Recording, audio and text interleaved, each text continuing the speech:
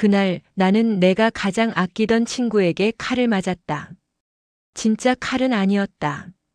하지만 가슴에 박힌 것처럼 아팠다.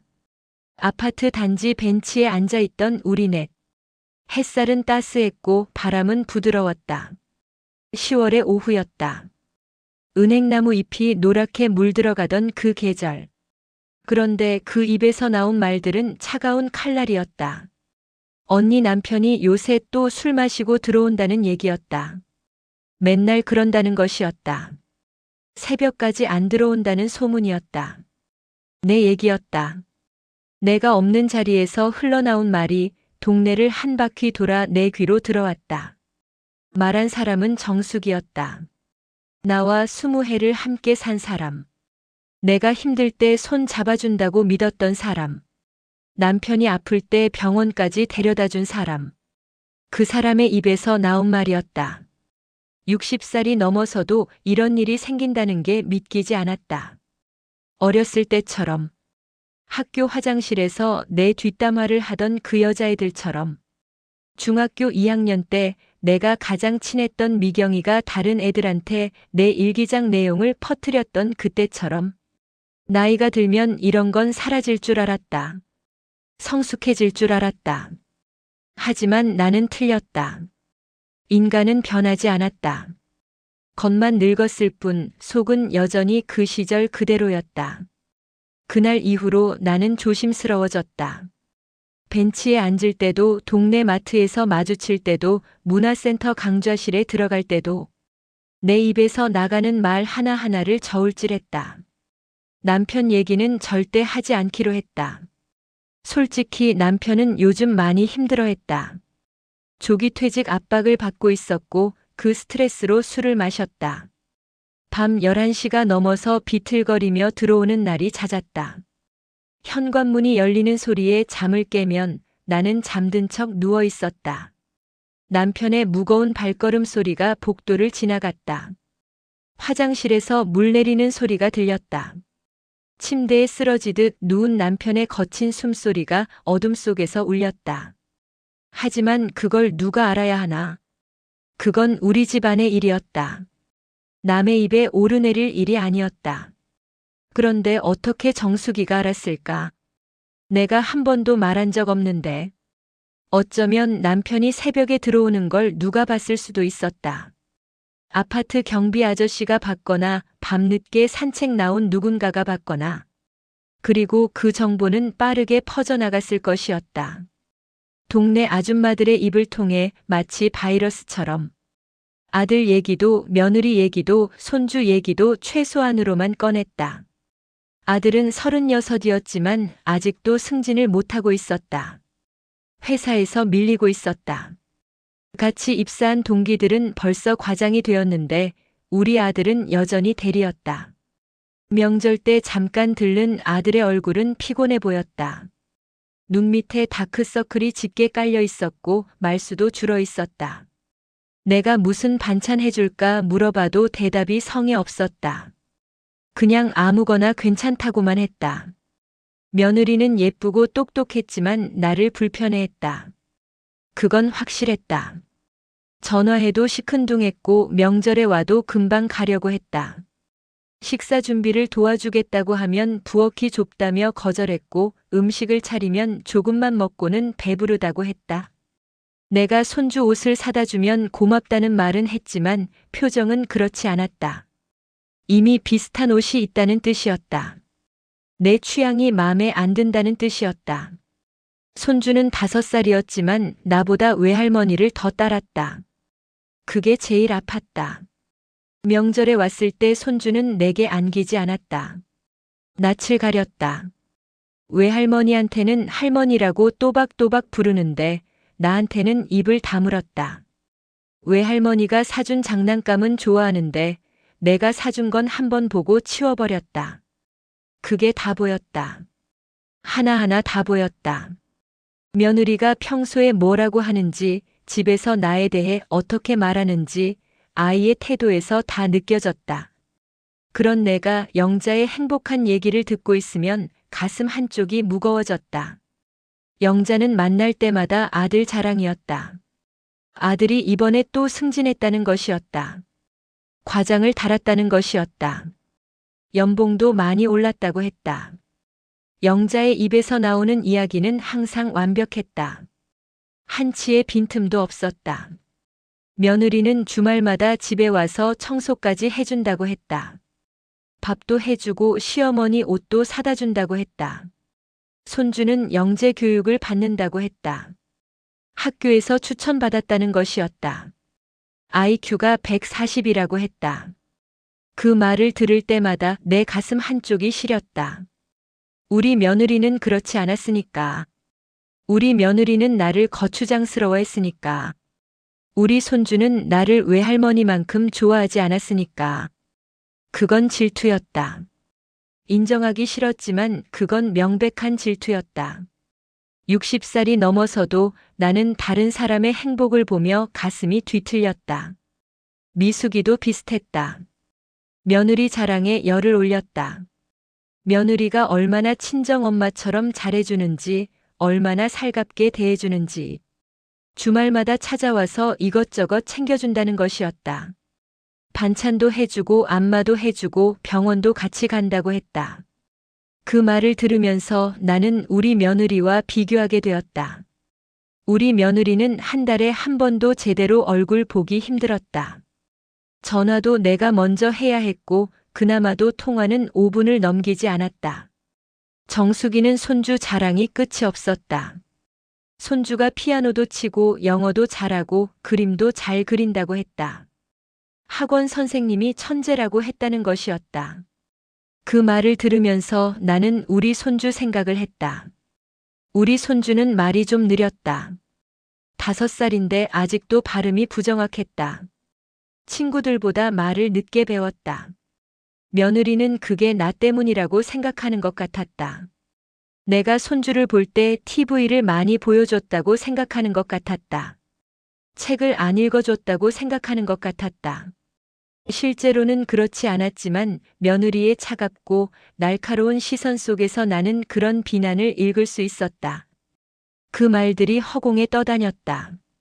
벤치에 앉은 우리는 웃고 있었다. 박수를 치기도 했다. 부럽다고 말하기도 했다. 하지만 나는 그 표정들 뒤에 숨겨진 것을 알고 있었다. 입꼬리는 올라갔지만 눈은 차가웠다. 축하한다는 말 속에 톱니가 숨어 있었다. 부럽다는 말 속에 독이 섞여 있었다. 참 좋겠다는 말 안에는 온갖 감정이 들끓고 있었다. 질투, 시기, 열등감, 분노. 그 모든 것이 뒤섞여 있었다. 그 한마디 안에 얼마나 많은 것들이 담겨 있는지 이제는 너무 잘 알았다. 그건 진심이 아니었다. 그건 가면이었다. 그 가면 뒤에는 질투와 시기가 들끓고 있었다. 우리는 모두 서로를 축하하는 척하면서 속으로는 서로를 갉아먹고 있었다. 어느 날 정숙이가 내게 질문을 던졌다. 요즘 아들은 어떤지, 자주 연락하는지, 집에 자주 오는지. 나는 잠시 망설였다. 거짓말을 할까 아니면 솔직하게 말할까? 그런데 그 순간 정숙이의 눈빛이 묘하게 반짝였다. 뭔가를 기다리는 것 같았다. 내가 힘든 얘기를 하기를 바라는 것 같았다. 내가 무너지는 모습을 보고 싶어 하는 것 같았다. 마치 굶주린 짐승이 먹이를 기다리는 것처럼. 나는 짧게 대답했다. 그럭저럭 잘 지낸다고. 바쁘지만 괜찮다고. 요즘 젊은 사람들은 다 그렇다고. 하지만 정숙이는 물러서지 않았다. 며느리는 어떤지, 자주 보는지, 친정에 자주 가는지. 남편은 건강한지, 회사는 괜찮은지, 요즘 술을 자주 마신다는데 사실인지. 그 질문들이 꼬챙이처럼 날아왔다. 하나하나가 날카로웠다. 하나하나가 내 약점을 파고들었다. 나는 웃으며 대답했다. 다 괜찮다고. 별일 없다고. 하지만 속으로는 피가 흘렀다. 그 질문들이 친절한 관심이 아니라는 걸 나는 느낄 수 있었다. 그건 탐색이었다. 내 약점을 찾으려는 시도였다. 내가 무너지는 걸 보고 싶어 하는 욕망이었다. 그 후로 정숙이는 더 자주 질문을 던졌다. 만날 때마다 내 삶의 구석구석을 파고들었다. 아들은 회사에서 잘하고 있는지, 승진은 언제 하는지, 며느리는 임신 계획이 있는지, 손주는 발달이 정상인지. 그 질문들 하나하나가 칼날이었다. 겉으로는 걱정하는 척, 관심 있는 척이었지만 속으로는 내 상처를 찾아 헤집고 있었다. 그러던 어느 날 나는 우연히 목격했다. 아니, 어쩌면 운명이었을지도 몰랐다. 문화센터 복도에서였다. 나는 요가 수업을 마치고 나오던 길이었다. 매트를 들고 복도를 걷고 있었다. 10월의 오후 햇살이 창문을 통해 들어왔다. 복도는 조용했다. 복도 저편에서 정숙이와 영자가 나란히 걸어가고 있었다. 나는 뒤에서 그 둘을 따라갔다. 그리고 계단 모퉁이에서 그들의 대화가 흘러나왔다. 그 언니 남편이 요새 직장도 안 좋다는 얘기였다. 조기 퇴직당할 수도 있다는 것이었다. 나이도 있고 실적도 안 좋다는 소문이었다. 정숙이의 목소리였다. 나는 걸음을 멈췄다. 심장이 쿵쾅거렸다. 숨이 막혔다. 영자가 대답했다. 진짜냐고. 그럼 큰일이라고. 퇴직금도 별로 없을 거라고. 걱정하는 척이었지만 그 말투에는 묘한 만족감이 섞여 있었다. 남의 불행을 듣는 즐거움이 배어 있었다. 그리고 정숙이가 계속 말했다. 아들도 결혼하고 나서 연락이 뚝 끊겼다는 것이었다. 며느리가 시어머니를 싫어하는 것 같다는 것이었다. 명절에도 잠깐 왔다 간다는 소문이었다. 며느리한테 간섭을 많이 했다는 얘기도 있었다. 애 키우는 것도 이래라 저래라 했다는 것이었다. 영자가 맞장구를 쳤다. 그러니까 며느리가 싫어한다는 것이었다. 요즘 며느리들은 그런 걸 참지 않는다는 것이었다. 바로 남편한테 가서 불평한다는 것이었다. 정숙이가 또 말했다. 손주도 말이 느리다는 것이었다. 5살인데 아직도 발음이 이상하다는 것이었다. 며느리가 시어머니 탓을 한다는 소문이었다. TV를 많이 보여줬다고 제대로 돌보지 않았다고. 내 다리가 굳었다. 온몸이 얼어붙었다. 숨을 쉴 수가 없었다. 그들이 말하는 그 언니가 누군지 알 수 있었다. 나였다. 내가 한 번도 말하지 않은 것들이 어떻게든 새어나가 그들의 입으로 전해지고 있었다. 아니, 어쩌면 그들이 상상으로 만들어낸 이야기일 수도 있었다. 진실인지 거짓인지는 중요하지 않았다. 중요한 건 그들이 내 이야기로 입을 즐겁게 하고 있다는 것이었다. 내 고통으로 그들이 오락을 즐기고 있다는 것이었다. 나는 그 자리에서 돌아섰다. 계단을 내려가지 않았다. 그냥 복도를 따라 걸었다. 다리가 후들거렸다. 화장실로 들어가 세면대에 손을 짚고 섰다. 거울 속에 내 얼굴이 낯설었다. 창백했다. 눈가에 주름이 깊게 패여 있었다. 입술이 바짝 말라 있었다. 손이 떨렸다. 수도꼭지를 틀어 찬물을 받아 얼굴에 끼얹었다. 하지만 얼굴이 화끈거리는 건 가라앉지 않았다. 모욕감이 온몸을 타고 올라왔다. 60이 넘은 나이에 나는 여전히 상처받고 있었다. 여전히 외로웠다. 여전히 누군가의 입방아에 오르내리고 있었다. 나는 이제 늙었다고 생각했다. 이런 일에 상처받지 않을 만큼 단단해졌다고 믿었다. 하지만 나는 틀렸다. 나는 여전히 약했다. 여전히 무너졌다. 화장실 안에서 나는 오랫동안 서 있었다. 밖에서 누군가 들어왔다가 나갔다. 수도꼭지에서 물이 흘렀다. 환풍기가 돌아갔다. 형광등이 윙윙거렸다. 하지만 나는 움직이지 않았다. 그냥 서 있었다. 멍하니. 시간이 얼마나 흘렀는지 몰랐다. 10분이었을 수도 30분이었을 수도 있었다. 그날 집에 돌아와서 나는 남편에게도 아무 말하지 않았다. 남편은 소파에 앉아 TV를 보고 있었다. 뉴스가 나오고 있었다. 맥주캔을 들고 있었다. 벌써 세 번째 캔인 것 같았다. 나는 부엌으로 들어가 저녁을 준비했다. 물을 썰고 김치를 꺼내고 밥을 푸고 기계처럼 움직였다. 손은 움직이는데 머릿속은 텅 비어 있었다. 저녁을 먹으면서도 나는 말이 없었다. 남편이 뭔가 물었다. 무슨 일 있냐고. 왜 그러냐고. 나는 고개를 저었다. 아무것도 아니라고. 괜찮다고. 남편은 더 이상 묻지 않았다. 그냥 밥을 먹었다. TV에서는 드라마가 나오고 있었다. 누군가 울고 있었다. 누군가 소리를 지르고 있었다. 우리는 그렇게 침묵 속에서 저녁을 마쳤다. 밤에 잠이 오지 않았다. 침대에 누워 천장을 바라봤다. 남편은 코를 골며 자고 있었다. 술 냄새가 났다. 나는 눈을 감았다 떴다를 반복했다. 머릿속에서 정수기와 영자의 목소리가 맴돌았다. 그 언니 남편이 아들이 며느리가 손주가 그 말들이 귓가에서 윙윙거렸다. 잠들 수가 없었다. 새벽 3시가 되어서야 겨우 잠이 들었다. 그리고 아침 7시에 눈을 떴다. 머리가 무겁고 온몸이 쑤셨다. 남편은 벌써 출근 준비를 하고 있었다. 나는 일어나서 아침을 차렸다. 남편은 밥을 먹고 나갔다. 현관문이 닫히는 소리가 울렸다. 그리고 집안은 다시 조용해졌다. 그 후로 몇 주간 나는 그 모임에 나가지 않았다. 핑계를 댔다. 몸이 안 좋다고, 감기에 걸렸다고, 집안일이 바쁘다고, 친정에 갈 일이 있다고. 전화가 왔다. 영자한테도 정수기한테도 미숙이한테도. 나는 짧게 대답했다. 곧 나가겠다고. 조금만 쉬면 괜찮을 거라고. 하지만 진짜 이유는 달랐다. 그들의 얼굴을 보기 싫었다. 그들의 목소리를 듣기 싫었다.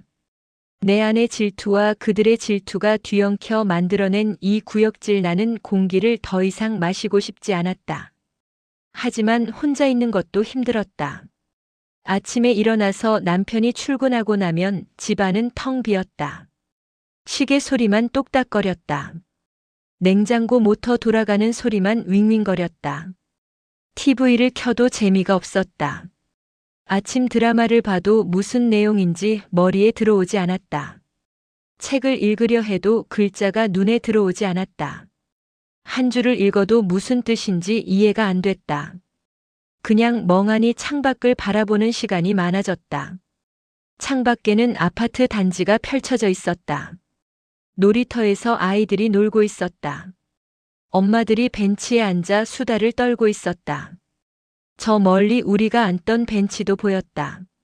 누군가 앉아 있었다. 영자인 것 같았다. 정수기도 보였다. 미숙이도 있었다. 그들은 여전히 모여서 이야기를 나누고 있었다. 나 없이도 세상은 돌아갔다. 나 없이도 그들의 수다는 계속되었다. 아들에게 전화를 걸까 싶었다. 하지만 손이 가지 않았다. 핸드폰을 들었다 놓았다를 반복했다. 아들은 바쁠 것이었다. 회사 일로 스트레스 받고 있을 것이었다. 내가 전화하면 부담스러워할 것이었다. 엄마가 왜 또 전화했냐고 생각할 것이었다. 며느리에게 미안하다고 할까. 하지만 뭘 미안하다고 해야 하나. 나는 잘못한 게 없었다. 손주를 볼 때 최선을 다했다. TV를 보여준 것도 손주가 보고 싶어 해서였다. 책을 읽어주지 않은 게 아니라 읽어줬는데 손주가 집중하지 않았던 것이었다. 그냥 평범한 시어머니였을 뿐이었다. 일주일이 지났다. 2주일이 지났다. 한 달이 다 되어갔다. 나는 여전히 집에만 있었다. 마트에 장을 보러 갈 때도 아파트 단지를 피해서 돌아갔다. 혹시 아는 사람을 만날까봐. 혹시 정숙이나 영자를 마주칠까봐.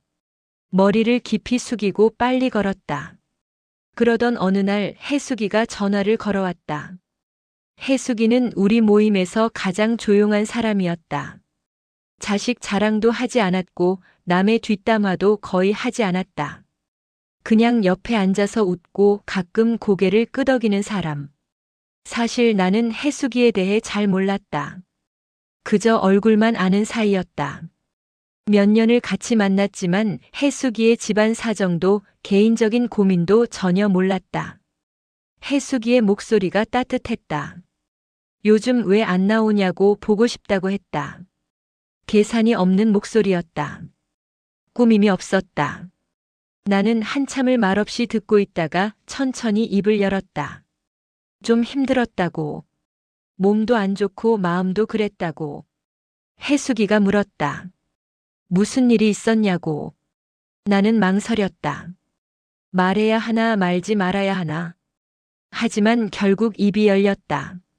사람들이 내 얘기를 한다고. 내가 없는 곳에서 나쁜 얘기를 한다고. 정숙이와 영자가 하는 걸 들었다고.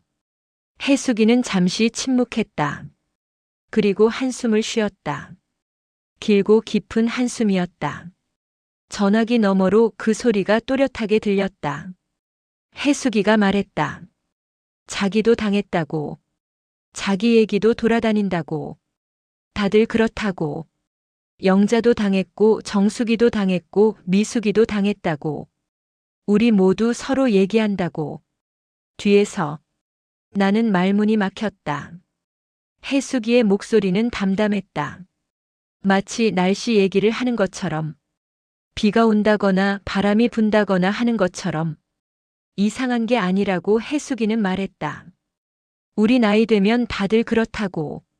서로 부러워하고 서로 깎아내린다고. 남편 자랑하는 사람은 사실 불안해서 그런 거라고. 자식 험담하는 사람은 사실 서운해서 그런 거라고. 다 똑같다고. 나도 해숙이도 영자도 정숙이도. 그럼 우린 왜 이러는 거냐고 내가 물었다. 우리가 뭐가 모자라서 이렇게 되는 거냐고. 외로워서 그런 거 아니냐고 해숙이는 말했다. 나이 들면서 혼자 남는 게 무서워서. 남편은 있지만 대화가 없고 자식은 있지만 멀리 있고 친구는 있지만 진짜 마음을 나눌 수 없고. 그래서 누군가랑 연결되어 있고 싶은 건데 그 방법이 서툴러서 그런 거라고. 남 얘기하는 게 제일 쉬우니까. 내 얘기는 창피하고 아프니까. 해숙이의 말이 내 가슴에 스며들었다. 나는 한동안 아무 말도 하지 못했다. 전화기 너머로 해숙이의 숨소리가 들렸다. 고요한 숨소리였다. 그리고 해숙이가 말했다. 사실 고백할 게 있다고. 자기도 내 얘기를 했다고. 뒤에서 내 심장이 철렁 내려앉았다. 손에서 힘이 빠졌다. 해숙이는 계속 말했다. 정숙이한테 물어봤다고. 내 남편이 요즘 힘들다는데 괜찮냐고. 그랬더니 정숙이가 더 자세히 얘기하더라고. 자기도 거기 끼어서 얘기했다고. 미안하다고. 나는 아무 말도 할 수 없었다. 해숙이마저. 그렇게 조용하고 착해 보이던 해숙이마저. 세상에 믿을 사람이 없었다. 왜 그랬냐고 내가 물었다. 내 목소리가 떨렸다. 해숙이는 대답했다. 모르겠다고. 그냥 그 순간엔 그게 자연스러웠다고. 다들 그렇게 얘기하니까. 자기만 빼고 얘기하는 것 같아서 불안했다고. 자기도 끼고 싶었다고. 속된 말로 한몫하고 싶었다고. 해숙이의 목소리가 떨리기 시작했다. 울먹이는 소리가 전화기를 통해 들려왔다. 미안하다고 해숙이는 말했다. 정말 미안하다고. 자기도 자기가 왜 그랬는지 모르겠다고. 집에 와서 생각해 보니까 너무 부끄러웠다고. 자기가 왜 그랬을까? 내게 무슨 잘못이 있다고. 근데 그 순간엔 그게 재밌었다고. 솔직히 말하면 남 불행 얘기하는 게 재밌었다고. 자기가 이렇게 못된 사람인 줄 몰랐다고. 전화기 너머로 해숙이의 흐느끼는 소리가 들렸다. 작고 떨리는 소리였다. 나는 눈물이 났다. 화가 나서가 아니었다. 슬퍼서였다. 우리가 이렇게까지 외롭고 비참한 존재였다는 게 슬펐다. 60이 넘어서도 우리는 여전히 어린아이처럼 서툴고 상처받기 쉬운 존재였다는 게 슬펐다. 나는 혜숙이한테 말했다. 나도 그랬다고. 영자 언니 얘기, 정숙이 얘기, 미숙이 얘기. 나도 했다고. 뒤에서. 나도 남의 불행을 즐겼다고. 남의 약점을 찾아 헤맸다고. 나도 똑같은 사람이었다고. 침묵이 흘렀다. 긴 침묵이었다. 그리고 혜숙이가 물었다. 우리 왜 이러는 걸까? 우리는 한참을 말없이 전화기를 붙잡고 있었다. 서로의 숨소리만 들렸다. 전화기 너머로 시계 똑딱거리는 소리도 들렸다. 그날 이후 나는 조금씩 생각을 바꿔갔다. 며칠이 걸렸다. 몇 주가 걸렸다. 정숙이도 영자도 미숙이도 혜숙이도 나쁜 사람은 아니었다. 그저 서툴렀을 뿐이었다. 외롭고 불안했을 뿐이었다. 나도 마찬가지였다. 나도 누군가의 행복을 보면서 마음 한쪽이 뒤틀렸고 누군가의 불행을 들으면서 안도했던 적이 있었다. 나도 누군가의 뒷담화를 했고 누군가를 깎아내렸다. 나도 똑같은 인간이었다. 우리는 모두 불완전했다. 나이가 들어도 성숙해지지 못했다. 여전히 어린아이처럼 질투하고 시기하고 상처 주고받았다. 60이 넘어도 70이 되어도 우리는 변하지 않았다. 겉만 늙었을 뿐 속은 여전히 그대로였다. 하지만 그래도 괜찮았다. 그게 인간이니까. 그게 우리니까. 완벽한 사람은 없었다. 완벽한 관계도 없었다. 우리는 서로에게 상처를 주면서도 동시에 서로를 필요로 했다. 11월이 되었다. 날씨가 쌀쌀해졌다. 은행나무 잎이 다 떨어졌다. 거리에는 낙엽이 쌓여 있었다. 바람이 불면 낙엽이 날렸다. 나는 결심했다. 다시 나가기로. 벤치로 돌아가기로. 그들을 만나기로. 도망치지 않기로. 문화센터에 갔다. 요가 수업에 등록했다. 복도를 걸었다. 계단을 내려갔다. 그리고 밖으로 나갔다. 벤치가 보였다. 정숙이와 영자와 미숙이가 앉아 있었다. 그들은 나를 보더니 어색하게 웃었다. 나도 웃었다. 어색했지만 그래도 웃었다. 벤치에 앉았다. 차가운 바람이 불었다. 정숙이가 어디 아팠냐고 물었다. 한동안 안 보였다고. 나는 고개를 끄덕였다. 좀 쉬었다고. 몸도 안 좋고 마음도 좀 그랬다고. 영자가 무슨 일 있었냐고 물었다.